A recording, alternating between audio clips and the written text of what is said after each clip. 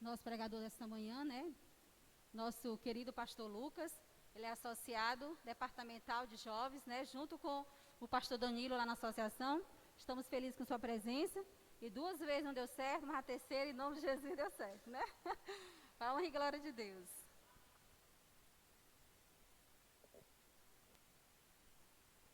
Oi. Amém. Bom dia a todos. Feliz sábado. Quem está vivo aí, levanta a mão e diga amém. Que bom poder estar aqui na igreja do aeroporto, é isso? Aeroporto, que bênção poder estar aqui com vocês. Tivemos oportunidade aí, de fato, de marcar umas 2 vezes, não deu certo aí por conta da dinâmica do Ministério Jovem, mas é muito bom poder estar aqui com vocês de maneira especial.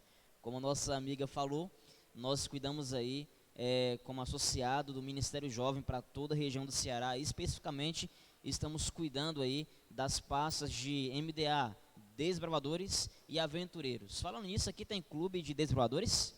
Tem? Como é o nome do clube aqui? Castelo Forte, conhecido, né? Castelo Forte. Tem alguns desbravadores aqui? Cadê os bebês? Tem um aqui, que legal. Um ali, o restante está de férias, né? Lá em cima também. Pega a tua Bíblia e abre ela no livro de Mateus, no capítulo 24. Porque nós iremos meditar nesse livro, nessa manhã, na maior promessa que nós temos na palavra de Deus.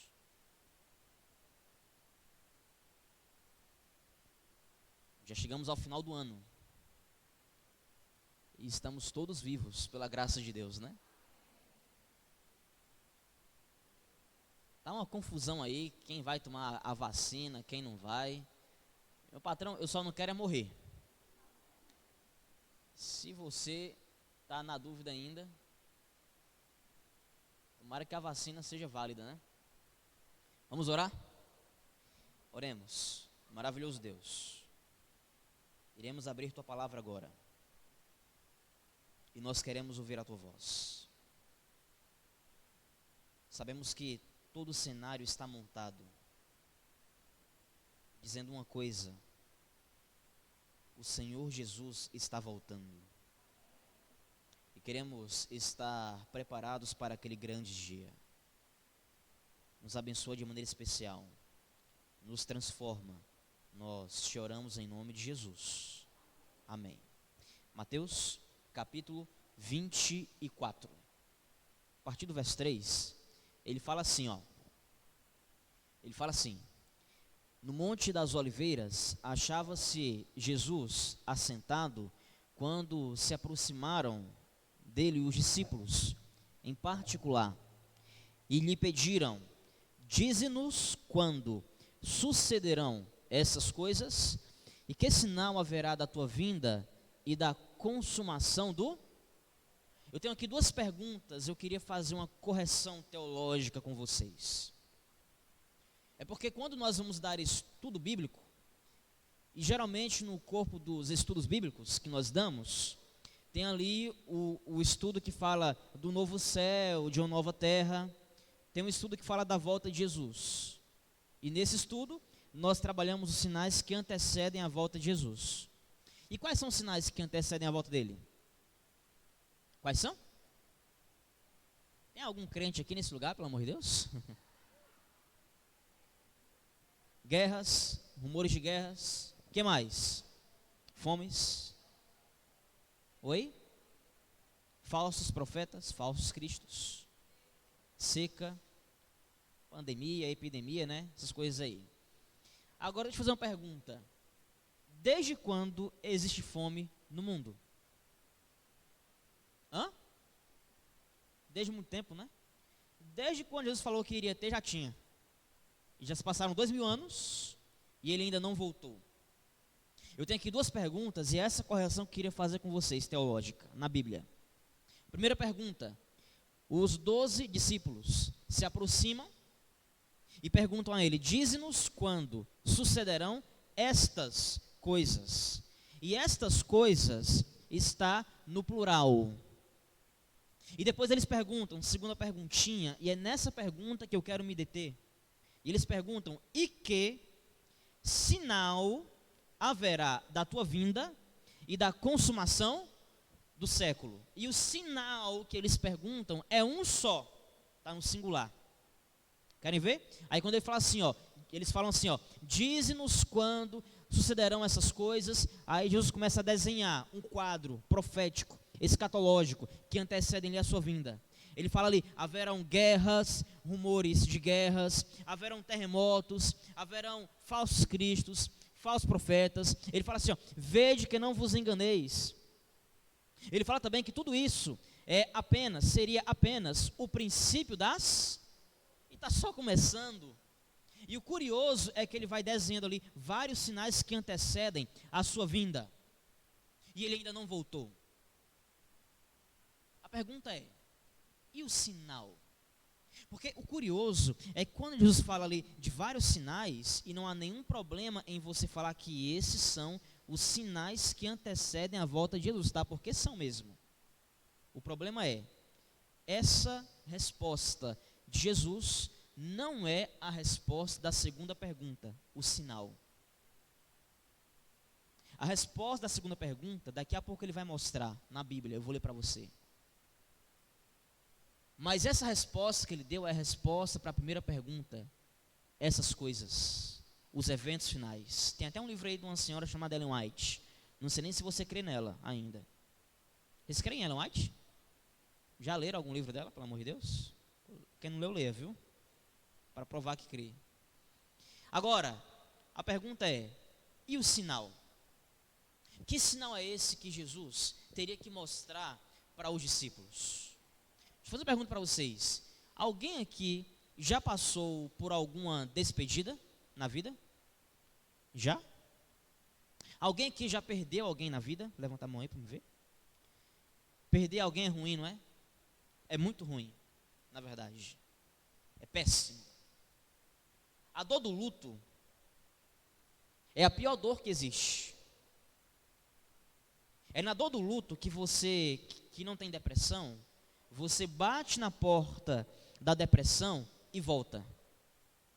É no luto. É uma dor horrível. Eu estava em São Félix do Xingu, quando eu era pastor distrital lá. Meu primeiro distrito. Eu tinha 22 anos de idade. Parecia um adolescente. Quando viram minha foto lá, os irmãos mandaram uma criança para a gente cuidar. Aí lá, é região assim, afastada, longe, né, interior. Porque interior pra gente aqui essas cidades de interior aqui, né, lá não. Lá interior é o fim do mundo mesmo. Lá onde o vento faz a curva. Floresta amazônica. Fui pastor lá, naquele fim de mundo. Para ter noção, lá onde eu estava, nem UTI tinha na cidade. Ah, está morrendo, precisa de uma UTI. Tu tinha que viajar 500 quilômetros. Se chegar vivo, é porque Deus tinha um plano para você muito real. Sério. Se não chegar vivo também. Eu tenho até uma história aí de uma irmã que eu conto um testemunho. Numa próxima oportunidade eu prego aqui essa história, tá? Estava lá em São Félix do Xingu. Aí, para quem não sabe, região de interior assim, o padre, ele cobra para fazer velório. Sabiam disso? Aí descobriram um pastorzinho lá, que pregava mais ou menos, e não cobrava nada. Era eu. Aí fiz velório lá de católico, de batista, de metodista. Eu acho que só não fiz de macumbeiro porque não tinha lá, talvez. Mas fiz velório de todo mundo. Meu avô adoeceu. Era um sábado comum como esse. Na verdade, ele nem adoeceu. Ele não quis levantar. Para quem não sabe, meu avô, ele foi o meu pai, porque minha mãe separou-se do meu pai, eu tinha 1 ano de idade. E ela foi morar com meu avô. E ele foi meu exemplo de pai. Ele resolveu não levantar naquele dia. Eu coloquei o terno, era um sábado comum como esse. Dei a ré no meu carro e eu ia para a igreja. E o telefone toca. Era minha mãe, chorando, dando a notícia que meu avô havia acabado de falecer. Falei, mas como assim? Ele faleceu. Sim, meu filho, faleceu. Falei, mas como foi isso? Ele não estava bem? Estava. Não estava no médico aí? O que foi que aconteceu? Ela falou, sim, ele simplesmente descansou. E o que é que o laudo fala? Não, não fala nada. Fala que ele faleceu de morte natural. Eu estava a 2.000 quilômetros de distância de Fortaleza, minha cidade natal. 2.000. Para chegar aqui de carro eram 2 dias de viagem. Por que não vem de avião? Aí fui ver avião, caríssimas passagens, mas não era problema. Passava no cartão, parcelava até a morte. Aí fui ver passagem de avião. Eu tinha que viajar 500 quilômetros até o aeroporto mais próximo, Marabá. Só que de Marabá não tem voo direto. Nunca tinha voo direto. De Marabá, Fortaleza, não fazem ponte aérea. Eu tinha que ir para Brasília, para Belém, Imperatriz, alguma outra cidade que fizesse voo direto. E não tinha.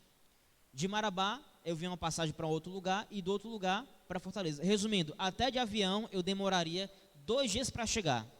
Eu chegava mais rápido de carro. 2 dias, meu avô já estaria enterrado. Eu fiquei revoltado com Deus naquele dia. Eu fiquei transtornado com Deus. Eu brigava com Deus. Eu falava, Senhor, eu chorava como uma criança em casa. Eu lembro quando minha mãe deu a notícia, eu voltei com o carro, sentei na cama e comecei a chorar na cama lá. Eu brigava quando eu falava, Senhor, como é que pode? O Senhor me mandou para o fim do mundo, para pastorear um povo rebelde. O povo é rebelde, viu? Povo rebelde. Enterrei não sei quantas pessoas. Alguns nem da igreja eram. E eu não posso enterrar nem meu avô, que foi meu pai. Não podia. Eu briguei com Deus naquele dia. No dia do velório do meu avô, eu estava batizando 2 pessoas. Naquele dia eu entendi o que era deixar os mortos e enterrar os seus mortos. Meu tio faleceu esse ano. E eu estava pregando, era um sábado como esse. Já estava aqui. Eu estava encerrando uma semana de oração na igreja da Água Fria. Preguei de manhã lá, preguei à tarde na mesma igreja. E à noite eu iria começar uma outra semana de oração. Na igreja da Granja, Lisboa, se eu não me engano. Quando eu fui à noite, meu tio estava já no leito, no quarto da casa dele, na verdade, com um balão de oxigênio. Eu até fui para essa igreja da Granja lá. Eu cheguei lá para começar a semana de oração. Sabe quantas pessoas tinham? 5 pessoas. Mal fiquei com muita raiva daquela igreja. Irmãos, ó, quando me convidaram para fazer uma semana de oração, venha para a igreja, viu? Não fique em casa não. 5 pessoas, já pensou? Aí eu preguei, mudei o sermão, fui pregar sobre missão para os irmãos lá. Aí eu perguntei assim, irmãos, deixa eu falar uma coisa para vocês aqui. Eu passei o dia na luta. Tem quantos membros aqui nessa igreja? Eles falaram 40. Eu falei, irmãos, de 5 para 40 tem um abismo aqui no meio. Eu falei, é muito injusto. Cadê o povo dessa igreja? Não, uns foram sair, estão cansados. Eu falei, eu também estou cansado.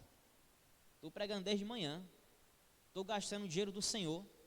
Gasolina, rodando aí o mundo, mundaréu aí. E aí eu venho para cá, nem o povo que mora aqui não veio. Eu falei, eu também não tenho obrigação de vir.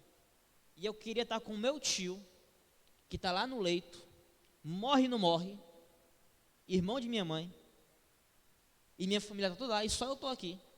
Eu falei, ó, pois amanhã, se eu vim aqui e tiver 5 pessoas, eu não volto mais nessa igreja nunca mais na minha vida. Rapaz, no domingo, estava lotada a igreja, graças a Deus. Aí terminei o sermão lá com os irmãos. Foi uma benção a semana de oração que fiz nessa igreja. Fui lá pro meu tio, sábado à noite. Cheguei 10 da noite lá. Orei com todo mundo. Estava lá ele com um balão de oxigênio. Fraquinho. Fiz a unção. Ele fez várias unções. Um câncer agressivo. Uma luta terrível. Ele ficou cego dos 2 olhos. Lutando contra essa doença. Um câncer em fase de metástase. Ele foi desenganado com 3 meses. Ele viveu 4 anos ainda lutando contra o câncer. E se entregou a Jesus. Ele era da igreja, se afastou, voltou. Há males que vêm para o bem, talvez. Mas aguardamos na bendita esperança da volta de Jesus. Quando eu saí dali, da casa dele, eu dobrei a esquina, meu telefone toca, meu filho, volta que parece que seu tio está parando de respirar. E eu voltei, quando eu voltei já tinham desligado o balão. Ele havia acabado de descansar no Senhor. As filhas choravam ali. A esposa deitada na cama com ele chorando no colo dele. Minha mãe, a irmã, chorando. E a família toda reunida ali no leito de morte.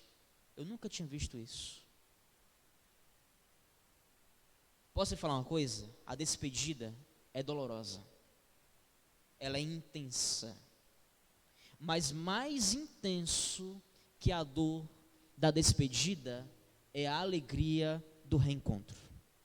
Repito, mais intenso que a dor da despedida é a alegria do reencontro. E nós estamos encerrando um ano na esperança de um reencontro com o Senhor. Um ano intenso. Estão todos aqui de máscara. Jesus também passou por uma despedida. Querem ver? Pega a tua Bíblia e abre em João, capítulo 13. João, capítulo 13, verso 33. Pega a tua Bíblia. João, capítulo 13, verso 33. Quem achou, diz amém? Fala assim, olha, filhinhos. Não é assim que começa a sua tradução? Filhinhos. Para um pouquinho. Tem um texto na Bíblia, em Mateus capítulo 6, onde ele deixa uma oração modelo para todos nós. Lembram? O Pai Nosso. Ele começa com a expressão Pai, que vem do grego Abba. Traduzindo, Abba, de uma maneira mais fidedigna, quer dizer paizinho, painho, papai.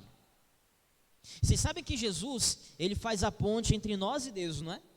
E ele veio a esse mundo com esse objetivo. Comemoramos o Natal agora, e ele veio a esse lugar ser Emanuel, ele veio ser Deus conosco. E quando ele fala assim, ó, quando vocês forem orar, vocês oram assim, paizinho, painho, papai. Esse meu falecido avô chamava ele de painho. E só chamava ele de painho os netos, eu, meu irmão e os demais netos. Os filhos não chamavam ele de painho. Os filhos chamavam ele de papai. Olha que curioso. E só fazia isso quem tinha intimidade. Quando Jesus fala assim, ó, quando forem orar, vocês oram assim, ele está querendo dizer que você precisa ter intimidade com Deus. Mas olha como é que ele trata a mim e a você. Verso 33, filhinhos. É porque nós somos os filhinhos queridos do Pai. Ainda por um pouco estou convosco. Buscar-me-eis. E o que eu disse aos judeus, também agora vos digo a vós outros. Para onde eu vou, vocês não podem ir. Vocês não podem ir. Tu imagina que os discípulos ficaram como? Ele pegou 12 homens.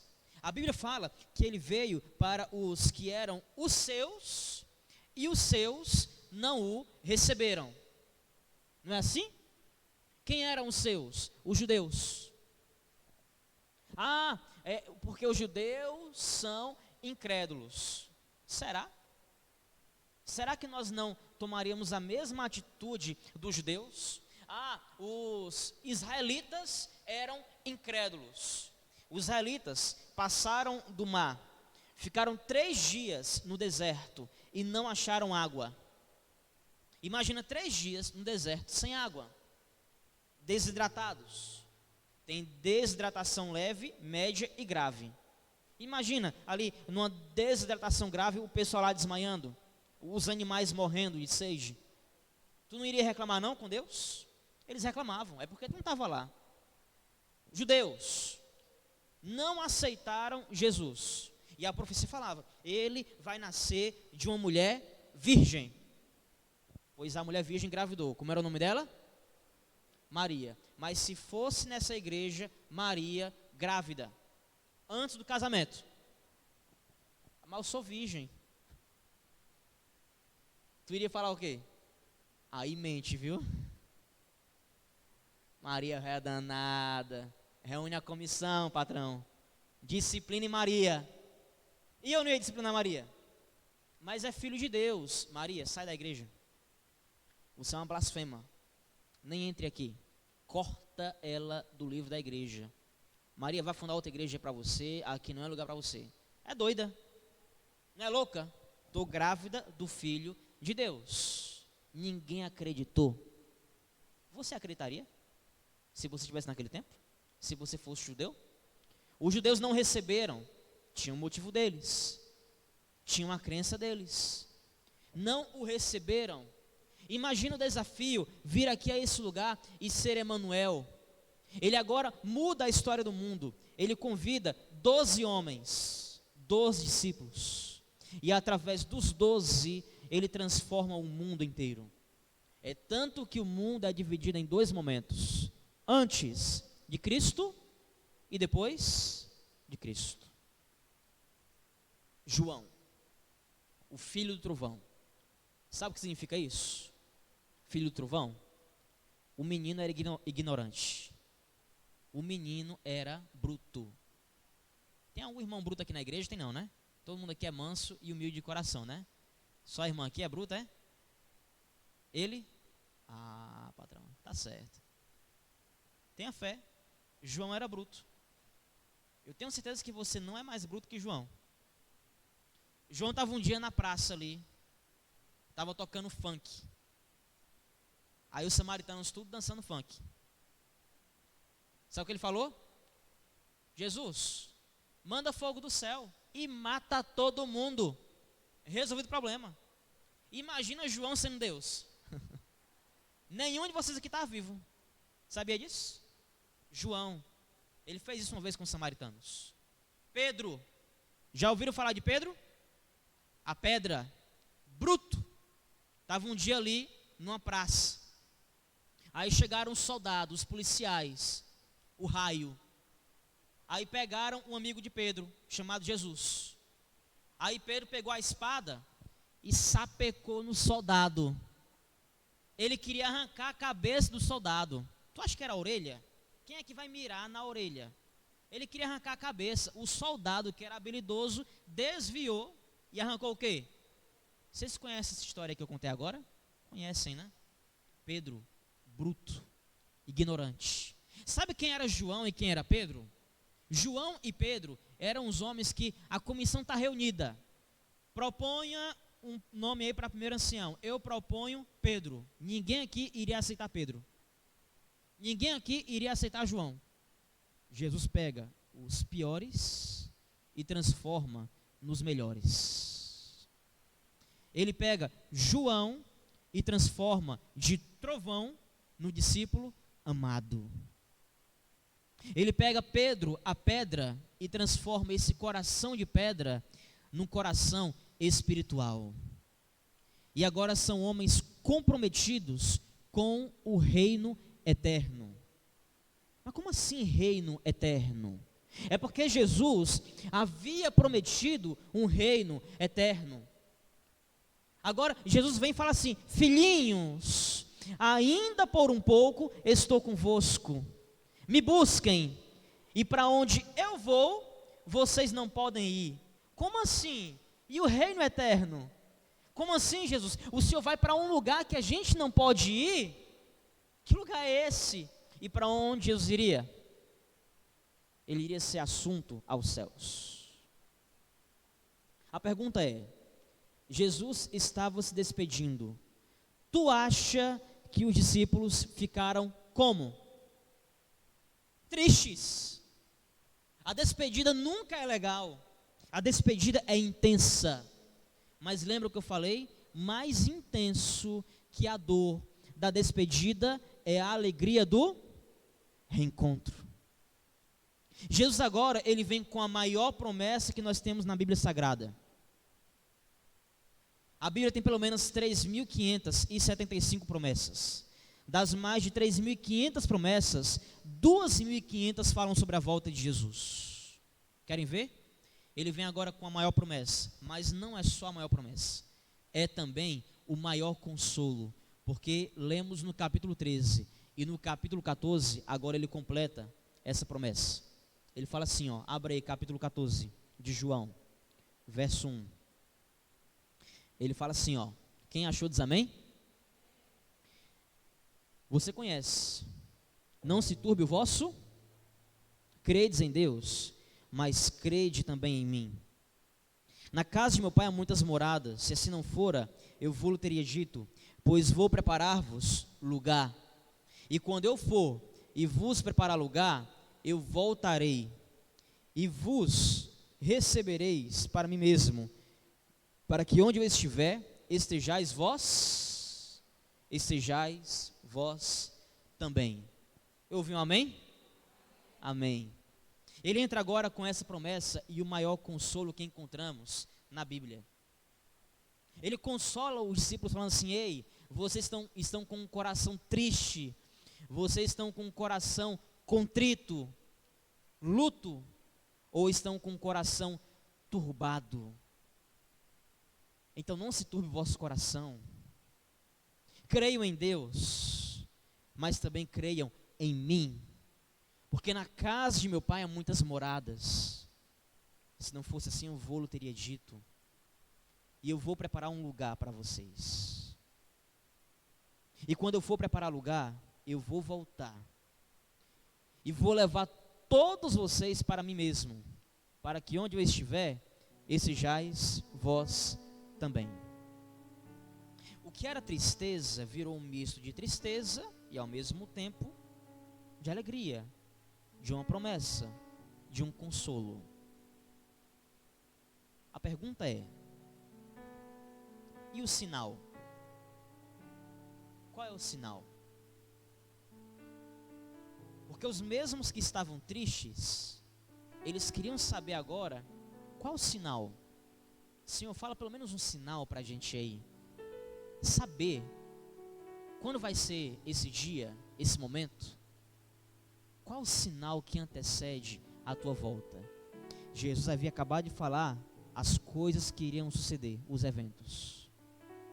Eu te pergunto, e o sinal? Querem ver? Mateus capítulo 24. Abre aí. Nós vamos ler no verso 30. Esse é o último verso dessa manhã, tá?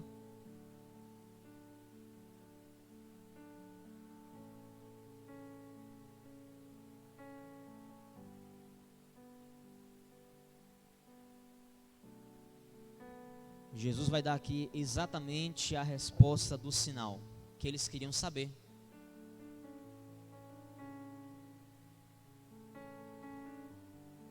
Todos acharam? Quem achou diz amém? Fala assim, ó. Então aparecerá no céu o quê? O sinal do Filho do Homem, e todos os povos da terra se lamentarão e verão o Filho do Homem vindo sobre as nuvens do céu, com poder e muita glória. Amém? E aqui nós temos a resposta que eles queriam. Aliás, talvez não é a resposta que eles queriam. Como assim, pastor? É porque assim, ó, talvez eles queriam um sinal que mostrasse um momento preparatório. É uma cultura que nós temos talvez e herdamos deles também. Nós somos o povo da profecia, da escatologia, por exemplo. E nós pregamos a profecia. Nós somos adventistas do sétimo dia e pregamos a breve volta de Jesus. Só que o problema no meio do nosso povo é que geralmente nós pregamos sobre isso com um ar de sensacionalismo. Por exemplo, terremoto aconteceu, gente, se prepara porque ele está voltando. Mudou o presidente dos Estados Unidos, agora a besta vai se levantar. mudou o Papa. Agora é a besta. E os bestas ficam acreditando nisso, né? Coronavírus, gente, corre porque ele está voltando. E o povo se apega à forma, a sinais. E os sinais acontecem desde o dia que ele falou que iria acontecer.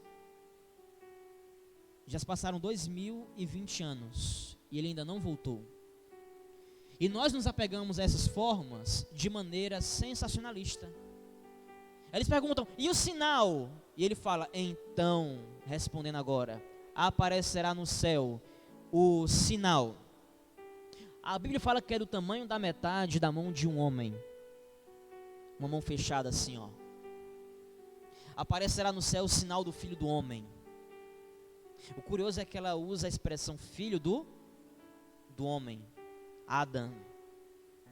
O primeiro homem veio, errou. O segundo homem, ele veio e acertou. O primeiro homem, ele veio, pecou. O segundo veio e não pecou. O primeiro homem veio e se perdeu. O segundo homem veio e salvou. O primeiro homem veio, ele caiu.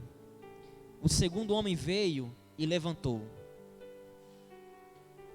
Pelo primeiro homem nós temos o direito à morte eterna.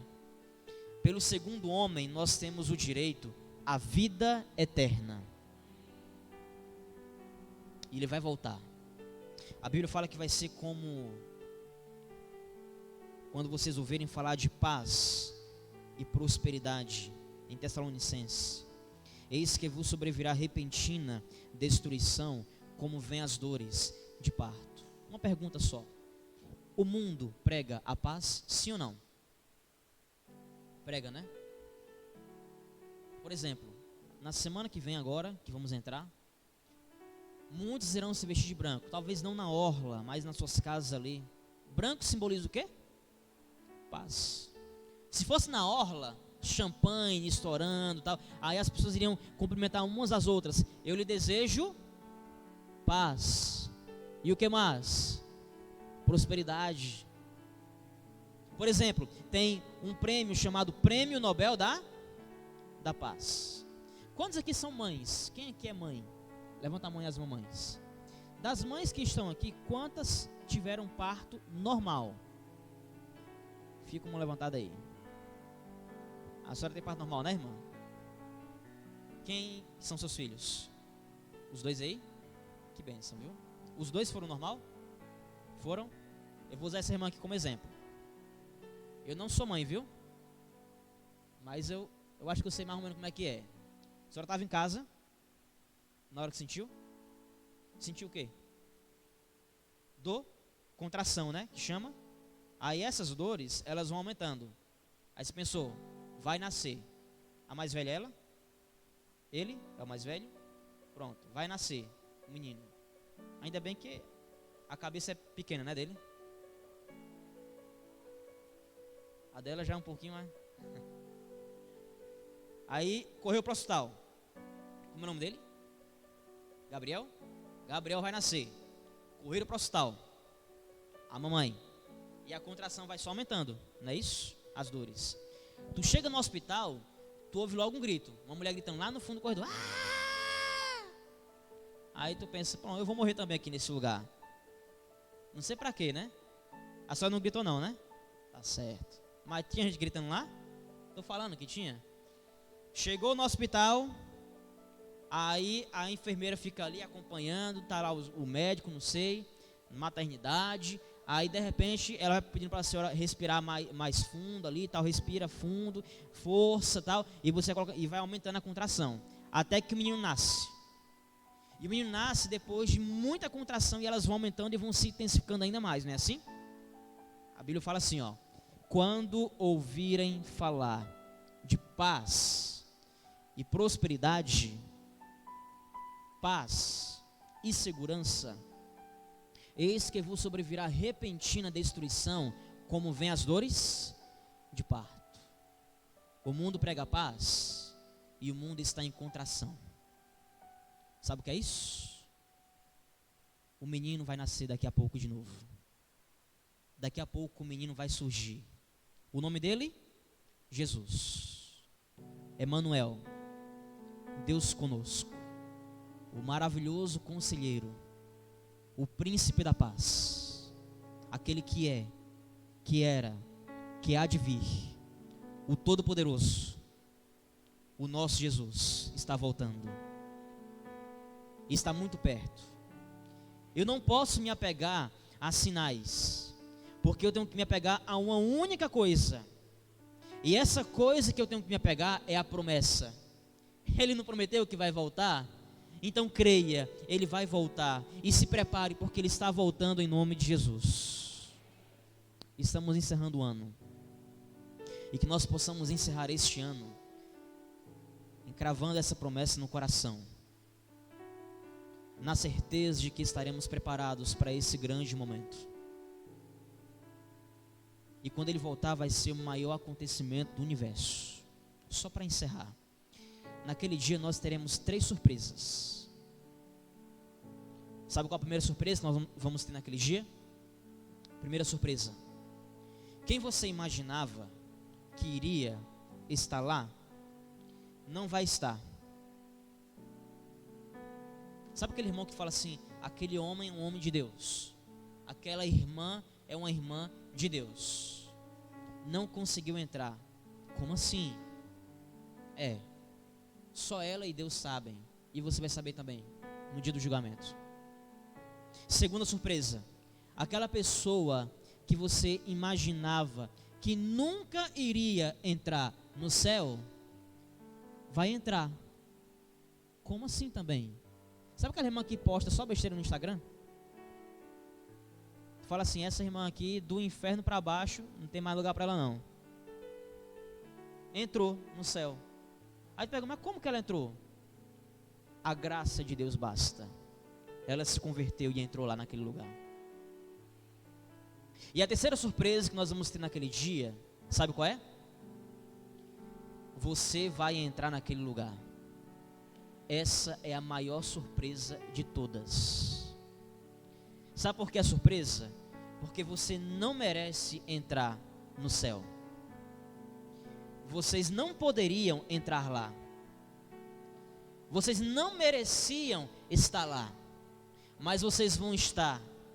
Porque lá vai ter uma mesa quilométrica preparada para todos nós. Na ponta da mesa, dizem que quem senta na ponta da mesa é quem paga a conta, né? Incrível, a profecia fala que quem vai sentar na ponta da mesa, sabe quem é? Jesus. O Emanuel. Naquele dia ele vai ser Deus conosco também, naquela mesa. Porque Ele pagou a conta por todos nós. E você vai estar lá em nome de Jesus, diga amém. Por esse motivo eu quero te fazer um apelo. Quantos querem se preparar para esse grande momento? Dessa grande surpresa? Levanta a mão e diga amém. Amém. Vamos ficar em pé, vai ter música? Então fica sentado aí. Quero convidar a música. Enquanto... Quem vai cantar? Tá aí. Chega aí, homem de Deus.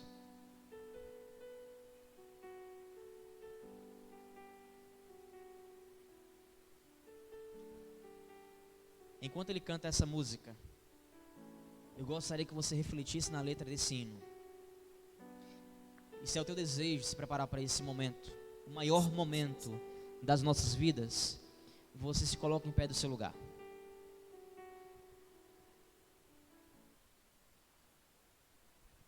Escute.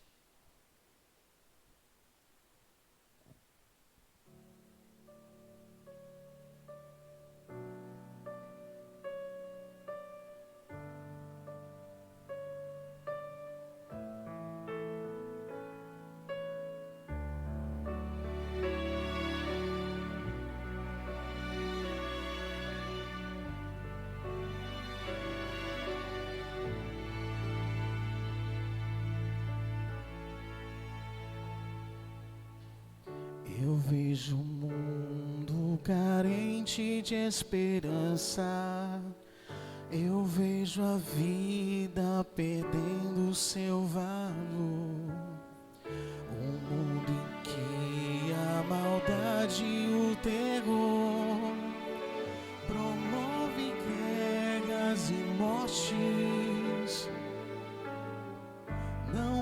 possível viver sem esperança, sem a certeza do amanhã.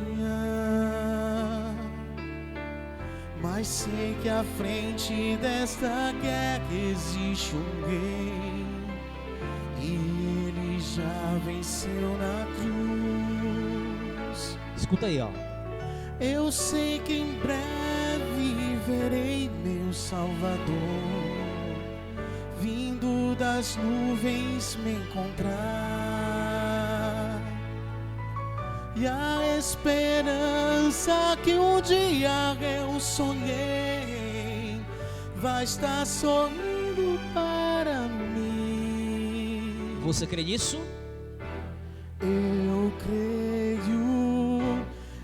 Eu creio em Deus, meu Senhor e Rei.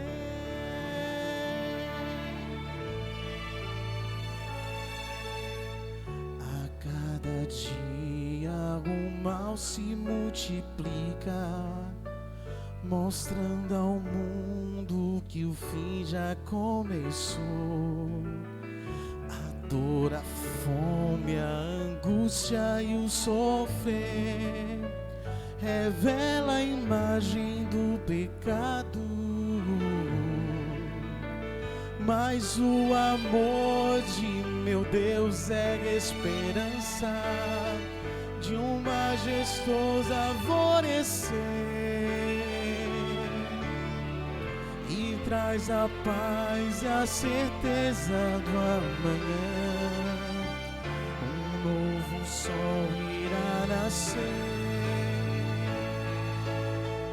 Eu sei que em breve verei meu Salvador vindo das nuvens me encontrar. E a esperança que um dia eu sonhei vai estar sorrindo para mim. E aí, você crê? Eu creio em Deus, meu Senhor e